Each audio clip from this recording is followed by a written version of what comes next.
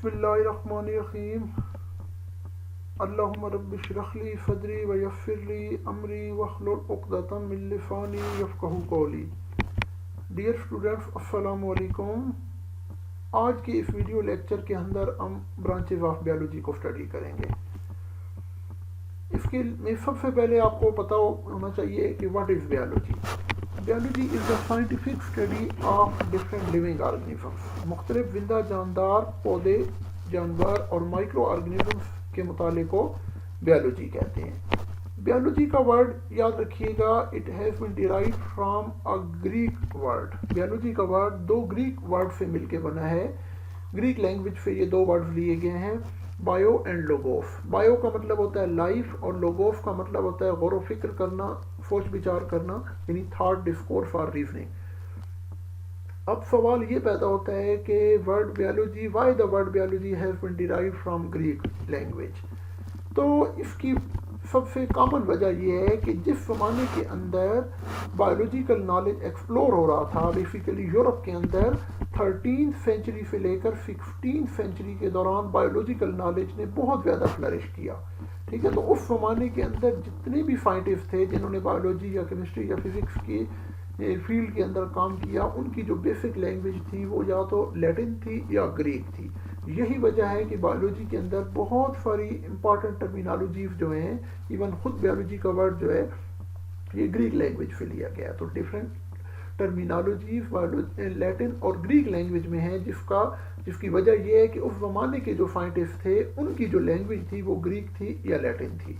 इसके अलावा अभी पूरी दुनिया के अंदर ग्रीक और लैटिन लैंग्वेजेस तकरीबन ख़त्म हो चुकी हैं, न होने के बराबर इनको बोला जाता है। These are considered dead languages. ठीक है, तो बायोलॉजिकल नॉलेज के अंदर एक यूनिफॉर्मिटी को मेंटेन रखने के लिए भी साइंटिस्ट का इस चीज़ के अंदर एक उनकी कंसिडरेशन है कि इन बेसिक लैंग्वेजेस का, बायोलॉजी का, केमिस्ट्री का, फिजिक्स का जो बेसिक नॉलेज है वो इन्हीं लैंग्वेजेस के अंदर हो, ताकि इसके अंदर साइंटिफिक नॉलेज के अंदर एक यूनिफॉर्मिटी पैदा होती है। Now come to the important branches. तो बायोलॉजी को बेसिकली 3 मेन ब्रांचेस के अंदर डिवाइड किया गया है। First is the zoology, botany and microbiology. तो zoology it is the study of animals. ये बायोलॉजी की वो ब्रांच है जिसमें आप मुख्तलिफ एनिमल्स की स्टडी करते हैं। दुनिया के अंदर डिफरेंट रीजन में जितने भी एनिमल्स पाए जाते हैं उनके मुताले को हम zoology कहते हैं। और zoology का वर्ड आप समझने के लिए याद रख सकते हैं कि जू से निकला है। जू एनिमल, चिड़ियाघर के लिए आप इस्तेमाल करते हैं जहाँ पे मुख्तलिफ किस्म के जानवर पाए जाते हैं। ठीक है, तो उसी से ये वर्ड, जू का वर्ड भी zoology ही से बेसिकली निकला है। Next is the botany. Botany is the study of plants. पूरी दुनिया में मुख्तलिफ जो प्लांट्स पाए जाते हैं उनकी साइंटिफिक स्टडी को हम बॉटनी कहते हैं। Third main branch of the biology is the microbiology. Microbiology is basically the study of micro organisms. Micro organisms are those organisms which can not be seen और observed with naked eyes. इस दुनिया में बहुत सारे ऐसे organisms पाए जाते हैं जिन वो इतने छोटे हैं कि उनको हम अपनी आंख से नहीं देख सकते, बल्कि उनको देखने के लिए यू नीड माइक्रोस्कोप। तो ऐसे लिविंग ऑर्गेनिजम्स जो वेरी मच स्मॉल, बहुत छोटे हैं, उनको आप माइक्रोस्कोप की मदद से देख सकते हैं। ऐसे ऑर्गेनिजम्स की स्टडी हम माइक्रोबायोलॉजी के अंदर करते हैं। फॉर एग्जांपल बैक्टीरिया हैं, वायरस हैं, इस तरह के जितने भी माइक्रो ऑर्गेनिजम्स हैं, ठीक है ना, ये तमाम के तमाम माइक्रोबायोलॉजी के अंदर स्टडी किया जाता है। अब ये 3 मेन ब्रांचेस हैं। इससे आगे जितनी भी ब्रांचेस ऑफ बायोलॉजी आप पढ़ेंगे, these are considered the sub branches of the biology, जिसमें से एक ब्रांच आपके पास है morphology. Morphology is the study of form and structure of different living organisms. इस ब्रांच के अंदर आप मुख्तलिफ लिविंग ऑर्गेनिजम्स की शक्ल सूरत और उनकी साख्त और बनावट का मुताला करते हैं कि कोई भी ऑर्गेनिज्म है तो उसकी बॉडी का एक फ्रेमवर्क या स्ट्रक्चरल बॉडी प्लान किस तरह का है। लेट्स सपोज ये आपके सामने एक फिश की है। एक फिश को अगर आप देख लें तो फिश की बॉडी कैसी बनी हुई है, स्ट्रीमलाइन बॉडी है। ठीक है ना, इसके अलावा फिश की स्ट्रक्चर कैसी है, उसके बाहर स्केल्स हैं, उसकी बॉडी के अंदर जो जो पार्ट्स पाए जाते हैं, ज़ाहिरी स्ट्रक्चर की अगर आप स्टडी करते हैं तो उसको हम मॉर्फोलॉजी कहते हैं। ठीक है, उसके बाद नेक्स्ट है जी histology. Histology is the microscopic study of tissues of different living organisms. इसमें मुख्तलिफ लिविंग ऑर्गेनिजम्स की बॉडी की जो टिश्यूज हैं उनका मुताला किया जाता है। एंड यू नो कि टिश्यूज क्या होते हैं? Tissues are the groups of cells performing any particular function. Tissues basically cells के ऐसे ग्रुप्स होते हैं जो हमारी बॉडी के अंदर, लिविंग ऑर्गेनिजम्स की बॉडी के अंदर मिलके कोई स्पेशल पार्टिकुलर फंक्शन परफॉर्म कर रहे होते हैं। Anatomy, it is the study of internal body parts. ये बायोलॉजी की वो ब्रांच है जिसमें लिविंग ऑर्गेनिजम्स की बॉडी के अंदर जितने बॉडी पार्ट्स पाए जाते हैं उनकी आप डिटेल से स्टडी करते हैं। फॉर एग्जांपल लिविंग ऑर्गेनिजम्स की बॉडी में अगर आप अपनी एग्जांपल ले लें तो हमारी बॉडी के अंदर हार्ट है, लंग्स हैं, लिवर है, किडनी है, ठीक है ना। अगर आप इनकी डिटेल में स्टडी करते हैं कि ये जो बॉडी के अंदर बॉडी पार्ट्स पाए जाते हैं इनकी स्ट्रक्चर कैसी है और ये क्या क्या फंक्शन परफॉर्म कर रहे हैं, that is known as anatomy. Cell biology, it is the study of structure and function of different sub-organelles of the cell। ये बहुत इंपॉर्टेंट ब्रांच ऑफ बायोलॉजी है। इसके अंदर आप सेल के अंदर जितने भी स्मॉलर पार्ट्स या ऑर्गेनेल्स पाए जाते हैं उनकी स्टडी करते हैं। And you know cell is the basic structural and functional unit of the body of all living organism. Cell तमाम जिंदा जानदार पौधे, जानवर, माइक्रो ऑर्गेनिज्म, उनकी बॉडी की बेसिक स्ट्रक्चरल यूनिट है, ठीक है ना। अब सेल के अंदर जितने डिफरेंट किस्म के स्मॉलर कंपोनेंट्स या ऑर्गेनेल्स पाए जाते हैं उनका मुताला, उनकी स्टडी हम सेल बायोलॉजी के अंदर करते हैं। फॉर एग्जांपल इसकी आप आगे डिटेल देखेंगे। सेल के अंदर न्यूक्लियस पाया जाता है, माइटोकॉन्ड्रिया है, क्लोरोप्लास्ट हैं, राइबोसोम्स हैं, गल्जी बॉडीज हैं, एंडोप्लाज्मिक रेटिकुलम है। ये तमाम सेल के छोटे छोटे पार्ट्स हैं, ऑर्गेनेल्स हैं जो कि बहुत ही इंपॉर्टेंट फंक्शन परफॉर्म कर रहे होते हैं। इनकी स्टडी को आप सेल बायोलॉजी कहते हैं। सेल बायोलॉजी को आप फाइटोलॉजी का नाम भी देते हैं, इसके लिए फाइटोलॉजी का वर्ड भी यूज किया जाता है। Next is physiology. Physiology is the study of functions of different body parts. ये बायोलॉजी की वो ब्रांच है जिसमें मुख्तलिफ लिविंग ऑर्गेनिजम्स की बॉडी के जितने भी डिफरेंट बॉडी पार्ट्स हैं वो क्या क्या फंक्शंस परफॉर्म कर रहे हैं उनकी डिटेल स्टडी को आप देखते हैं। हमारी बॉडी के अंदर हार्ट है, दिल है, तो वो क्या फंक्शन परफॉर्म कर रहा है, किडनी है, लिवर है, लंग्स हैं, इंटेस्टाइन है, ठीक है ना। ये तमाम हमारे जिस्म के अंदर क्या क्या फंक्शन परफॉर्म कर रहे हैं, इनकी डिटेल स्ट्रक्चर और इनकी डिटेल फंक्शंस को अगर आप स्टडी करते हैं तो that is known as physiology. इसमें फिर प्लांट फिजियोलॉजी है, एनिमल फिजियोलॉजी है। अगर प्लांट और उसकी डिफरेंट बॉडी पार्ट्स की डिटेल में आप स्टडी करते हैं तो that is known as plant physiology. और अगर एनिमल की बॉडी पार्ट्स की डिटेल फंक्शंस को स्टडी करते हैं तो that is known as animal physiology. Next is genetics. Genetics is the study of genes. Genes की स्टडी को जेनेटिक्स कहते हैं। अब आप basically it is the branch in which we study the transmission of character from one generation to another generation, that is from parents to their offsprings. ये biology की वो branch है जिसमें हम मुख्तलिफ उन खसूसियात का मुताला करते हैं जो वालिदैन से उनके बच्चों के अंदर या एक जनरेशन से दूसरी जनरेशन में ट्रांसफ़र होते हैं। तो बेसिकली वो करेक्टर या वो ट्रेड्स जो कि एक जनरेशन से दूसरी जनरेशन में फीचर्स को लेके जाते हैं, ये करेक्टर्स जो हैं जीन्स की फॉर्म में नेक्स्ट जनरेशन के अंदर ट्रांसफ़र होके जाते हैं। तो जीन का आपको बेसिकली पता होना चाहिए कि gene is the basic unit by which genetic information is passed from parents to offspring. It is a unit of DNA that is located on chromosome.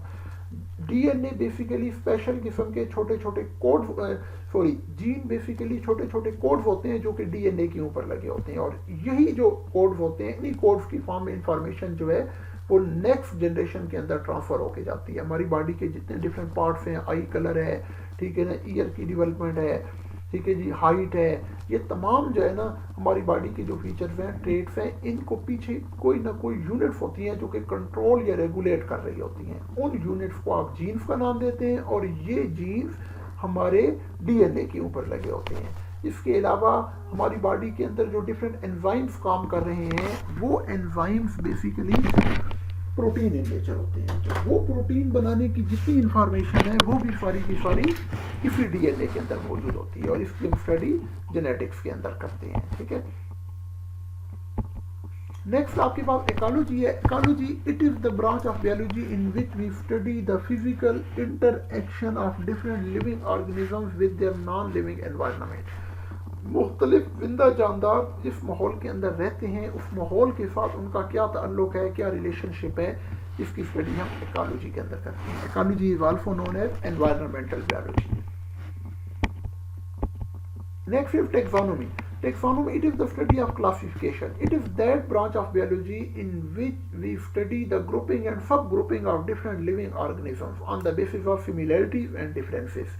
इस ब्रांच के अंदर आप मुख्तलिफ जानदारों की क्लासिफिकेशन या दर्जाबंदी का मुताला करते हैं कि मुख्तलिफ ऑर्गेनिज्म, चूँकि ऑर्गेनिजम्स की, प्लांट्स और एनिमल्स की तादाद बहुत ज़्यादा है. इस वक्त एक्सपेक्टेड है कि 1.5 million species of animals and 0.5 million species of plants have been discovered, और ये तादाद इससे ज़्यादा भी हो सकती है. तो एक आपको रफ आइडिया जो आपके पास है वो 2 मिलियन स्पीशीज़ का है. 1.5 मिलियन स्पीशीज़ एनिमल की और 0.5 मिलियन स्पीशीज़ प्लांट्स की हैं. तो आप इतने ज़्यादा ह्यूज ग्रुप्स ऑफ एनिमल्स और प्लांट्स को अगर आप स्टडी करना चाहते हैं तो उसके लिए साइंटिस्ट ने क्या किया है, उनको सिमिलरिटीज या डिफरेंसेस की बेस पे उनके छोटे छोटे ग्रुप्स बनाए हैं. तो उन ग्रुप्स की बुनियाद पे उनको स्टडी करना ज़्यादा इजी है. तो अगर आप classification of plants and animals को स्टडी करते हैं तो that is known as taxonomy. इसकी फिर आगे दो कैटेगरीज हैं, plant taxonomy and animal taxonomy. अगर एनिमल्स की ग्रुपिंग एंड सब ग्रुपिंग को आप स्टडी कर रहे हैं तो that is known as animal taxonomy. और अगर आप प्लांट के ग्रुप्स और सब ग्रुप्स को स्टडी कर रहे हैं तो that is known as plant taxonomy. Next is the embryology. Embryology is basically the study of embryo. एक फर्टिलाइज एग से लेकर एक नया इंडिविजुअल बनने तक किसी भी लिविंग ऑर्गेनिज्म के अंदर जितनी डिफरेंट किस्म की साइंटिफिक चेंजेस आती हैं, या फर्टिलाइज एग और या जाइगोट जो है वो एक न्यू इंडिविजुअल बनने तक किन किन बायोलॉजिकल चेंजेस से गुजरता है, इन सारी चीज़ों का मुताला एम्ब्रियोलॉजी के अंदर किया जाता है. एम्ब्रियोलॉजी को आप डेवलपमेंटल बायोलॉजी भी कहते हैं. Next is palaeontology. It is the study of fossils. Biology की वो ब्रांच जिसमें हम मुख्तलिफ लिविंग ऑर्गेनिजम्स के फॉसिल्स का मुताला करते हैं, that is known as palaeontology. And palaeontology fossils are basically that remains of the bodies of plants and animals.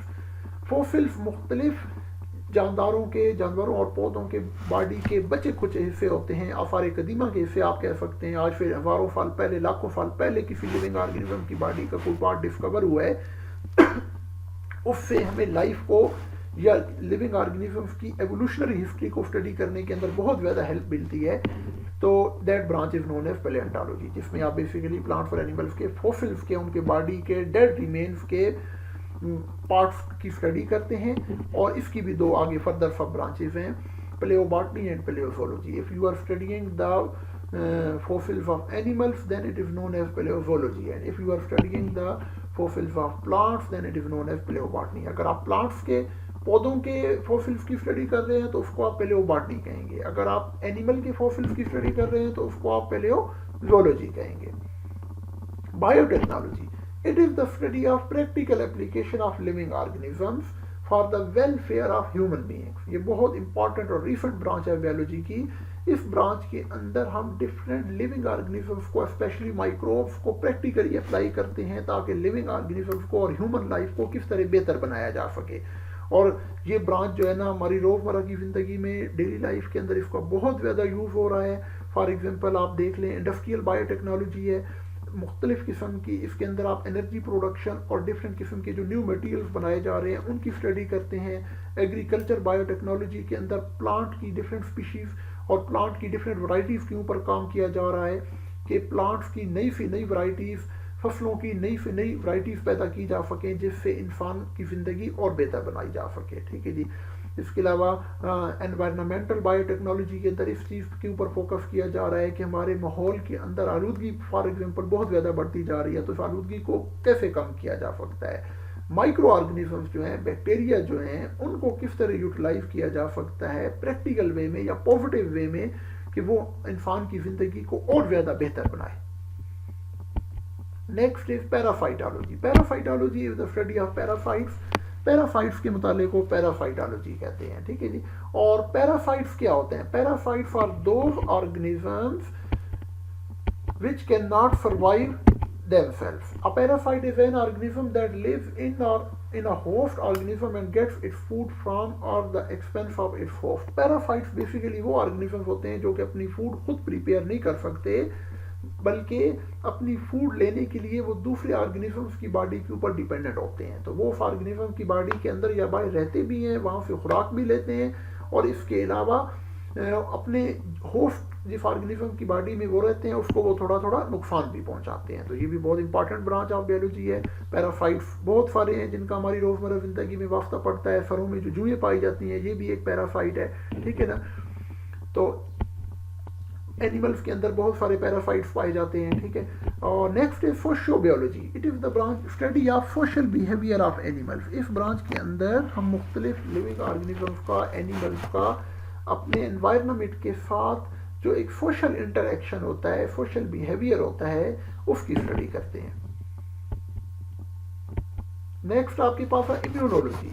Immunology it is the study of immune system of animals. इस branch के अंदर हम different living organisms के immune system का detail में मुताला करते हैं। Immune system को आप मुदाफ़ियाती निज़ाम कहते हैं। ये वो निज़ाम है, ये वो सिस्टम है जो नेचर ने, कुदरत ने, अल्लाह पाक ने हमें दिया है बीमारियों से बचाने के लिए। तो इस मुदाफ़ियाती निज़ाम, ये मुदाफ़ियाती निज़ाम हमारी बॉडी में किस तरह काम करता है, ये हमें किस तरह बीमारियों से बचाता है, इसकी डिटेल स्टडी इम्यूनोलॉजी में की जाती है। इसके अंदर हमारी बॉडी के अंदर for example white blood cells पाए जाते हैं जो हमें बीमारियों से बचा रहे होते हैं। इनके आगे डिफरेंट ग्रुप्स होते हैं। इनकी अगर आप डिटेल स्टडी करते हैं तो you are studying immunology. Next is entomology. It is the study of insects. कीड़े मकोड़े और जितने भी हशरात इस दुनिया में पाए जाते हैं उनके मुताले को आप एंटोमोलॉजी कहते हैं। Next is pharmacology. It is the study of drugs and there effects on the life of human being. Pharmacology वो ब्रांच है जिसमें आप मुख्तलिफ अद्वियात का मुताला करते हैं और उन अद्वियात के ह्यूमन लाइफ के ऊपर या किसी भी लिविंग ऑर्गेनिज्म की लाइफ के ऊपर क्या इफेक्ट्स या इम्पैक्ट्स हो सकते हैं, अच्छे या बुरे असरात हो सकते हैं, इनका मुताला हम फार्माकोलॉजी के अंदर करते हैं। नेक्स्ट आपके पास है जी molecular biology. Molecular biology it is the study of molecules of life. ये बहुत इंपॉर्टेंट ब्रांच ऑफ बायोलॉजी है। इसमें हम लिविंग मॉलिक्यूल्स ऑफ लाइफ को स्टडी करते हैं, यानी वो तमाम बेसिक मॉलिक्यूल्स जिनसे एक सेल या बॉडी के डिफरेंट सब ऑर्गेनेलिज मिलके बने हैं। इसके अंदर हम डीएनए का मुताला करते हैं, आरएनए का करते हैं और प्रोटीन्स को करते हैं, क्योंकि ये सारे के सारे मैक्रो मॉलिक्यूल्स हैं, ठीक है ना। और this is the basically frontal dogma of molecular biology के लिविंग ऑर्गेनिज्म की बॉडी में जितने एंजाइम्स काम कर रहे हैं, these are basically protein in nature. और ये प्रोटीन जो है हमारी बॉडी के अंदर किस तरह बनती हैं, प्रोटीन बनने की तमाम इंफॉर्मेशन डीएनए के अंदर होती है जीन्स की फॉर्म में, ठीक है ना। डीएनए से फिर इस इंफॉर्मेशन को एनकोड किया जाता है, रीड आउट किया जाता है in the form of messenger RNA. फिर मैसेंजर आरएनए से आगे प्रोटीन सिंथेसिस का पूरा प्रोसेस चलता है, ट्रांसक्रिप्शन और ट्रांसलेशन। उसकी डिटेल आप अपनी जगह पे देखेंगे। अगर आप इन मॉलिक्यूल्स ऑफ लाइफ को स्टडी करते हैं तो that is known as molecular biology. आगे आपके पास लास्ट में एक टॉपिक है आपकी बुक के अंदर, relationship of biology to other sciences, ठीक है। तो बायोलॉजी के अलावा जो different other aspects of sciences हैं, अदर जो इंपॉर्टेंट साइंसेज हैं, फिजिक्स है, केमिस्ट्री है, इकोनॉमिक्स है, मैथमेटिक्स है, इनका भी बड़ा इंपॉर्टेंट रिलेशनशिप है बायोलॉजी के साथ। तो उनसे रेलिवेंट जो ब्रांचेज हैं उनमें आपके पास एक है बायोकेमिस्ट्री। तो you know that biochemistry it is the study of different chemical reactions, chemical activities that are taking place in the bodies of different living organisms। मुख्तलिफ पौधे और जानवर जो हैं उनके जिस्म के अंदर जो केमिकल चेंजेस आ रही हैं तो उनकी स्टडी हम करते हैं बायोकेमिस्ट्री के अंदर। फॉर एग्जांपल आप देखें फोटोसिंथेसिस एक बहुत इंपॉर्टेंट प्रोसेस है जिसके जरिए प्लांट्स, ग्रीन प्लांट्स अपनी फूड प्रिपेयर करते हैं। तो it is very important biochemical mechanism. Respiration जो कि प्लांट्स और एनिमल्स दोनों की बॉडी के अंदर 24 आवर्स कंटिन्यू होता है, ठीक है ना। ये भी एक बायोकेमिकल एक्टिविटी और बहुत ही कॉम्प्लिकेटेड प्रोसेस है। Biogeography it is the physical distribution of different living organisms on different parts of the world. अगर आप इस चीज़ की स्टडी करते हैं कि मुख्तलिफ प्लांट्स और एनिमल्स दुनिया के मुख्तलिफ खित्तों में, मुख्तलिफ हिस्सों में कहाँ पाए जाते हैं, तो that is known as biogeography. Bioeconomics it is the study of organism from economic point of view. अगर आप मुख्तलिफ एनिमल्स और प्लांट्स की स्टडी करते हैं इकोनॉमिक पॉइंट ऑफ व्यू से, उसमें आप बेनिफिट्स और लॉसेस को देखते हैं और हर एक के अंदर या लाइफ के एस्पेक्ट्स के अंदर जब भी कोई काम किया जाता है तो उसमें नफ़ा और नुकसान ज़रूर सामने रखा जाता है। इसी तरह अगर आप एनिमल्स और प्लांट्स की स्टडी करते हैं तो उसमें भी नफ़ा और नुकसान को आप ज़रूर सामने रखेंगे। That is known as bio economics. तो वो ब्रांच ऑफ बायोलॉजी जिसमें मुख्तलिफ एनिमल्स को बेनिफिट्स और लॉसेस के पॉइंट ऑफ व्यू से देखा जाता है, that is known as bio economics. For example अगर आप एनिमल फार्मिंग कर रहे हैं, उसके अंदर आपने बकरियां रखी हुई हैं या काउस बफेलोज रखी हुई हैं, तो उनकी जब भी आप फार्मिंग करेंगे तो उसमें आप ज़रूर देखेंगे कि इन एनिमल्स को अगर हम पाल रहे हैं तो इनसे हमें क्या क्या फ़ायदे पहुंच सकते हैं, ठीक है ना। तो ऑर्गेनिजम्स की स्टडी में लॉसेस और बेनिफिट्स को, नफ़े और नुकसान को भी ज़रूर सामने रखा जाता है। तो that is very important branch. There is another very important branch of biology known as biometry. It is the study of mathematical calculations or the application of rules and laws of mathematics to study biological knowledge.